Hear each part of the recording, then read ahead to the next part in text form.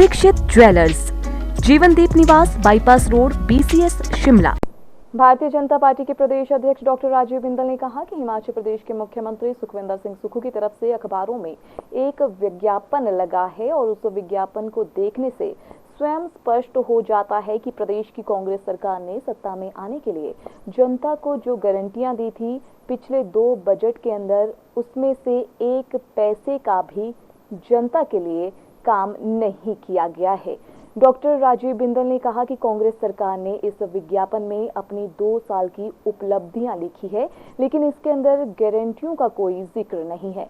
उन्होंने कहा कि कांग्रेस सरकार ने सत्ता में आसीन होने के लिए प्रदेश की भोली भाली जनता को धोखा दिया है। राजीव बिंदल ने कहा कि ये बहुत ही निंदनीय है।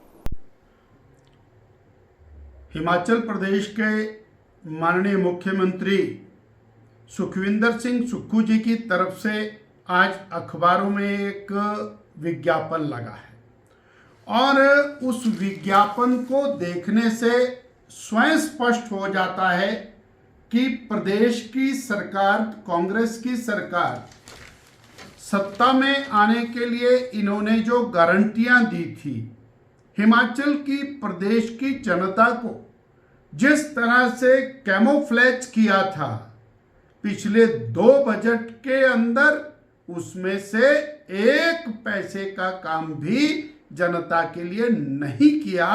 ये इनका जो एडवर्टाइजमेंट है, जो विज्ञापन है, वो सेल्फ स्पीकिंग है। इसके अंदर 22 लाख बहनों को 1500 रुपया महीना मिलना था, उसका कोई जिक्र नहीं है। एक भी बहन को 1 भी पैसा इसके अंदर नहीं मिला। इन्होंने इसमें सारी अपनी 2 साल की उपलब्धियां लिखी। इन्होंने कहा था कि हम 100 रुपये लीटर दूध लेंगे, उसका कोई जिक्र नहीं है। इन्होंने गारंटी दी थी कि हम 300 यूनिट बिजली पहली कैबिनेट के अंदर फ्री कर देंगे, उसका इसके अंदर कोई जिक्र नहीं है। आपने कहा था 1 लाख बेरोजगार युवकों को पहली कैबिनेट के अंदर हम सरकारी नौकरी देंगे, उसका कोई जिक्र नहीं है। आपने कहा था हम 5 लाख बेरोजगारों को रोजगार देंगे, उसका कोई इसके अंदर जिक्र नहीं है। आपने और 2 रुपए किलो गोबर किसान से खरीदने की बात की थी।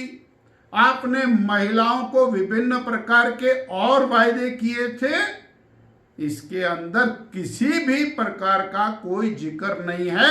अर्थात प्रदेश की कांग्रेस सरकार ने स्वीकार कर लिया है कि उन्होंने जो गारंटियां दी थी, जिन मुद्दों को लेकर के वो और चुनाव मैदान में आए थे, जिसके आधार के ऊपर उनको हिमाचल की जनता ने सत्ता में बिठाया था, उन सभी मुद्दों को छोड़ करके एक बार फिर और कांग्रेस पार्टी और प्रदेश की सरकार जनता को दिग्भ्रमित करने के लिए नए नए मुद्दे लेकर के आ गई है और ये दोबारा से 2024 के चुनाव में एक वातावरण बनाने के लिए, दिग्भ्रमित करने के लिए, ये एक सोची समझी रणनीति के तहत कांग्रेस पार्टी और कांग्रेस की सरकार काम कर रही है।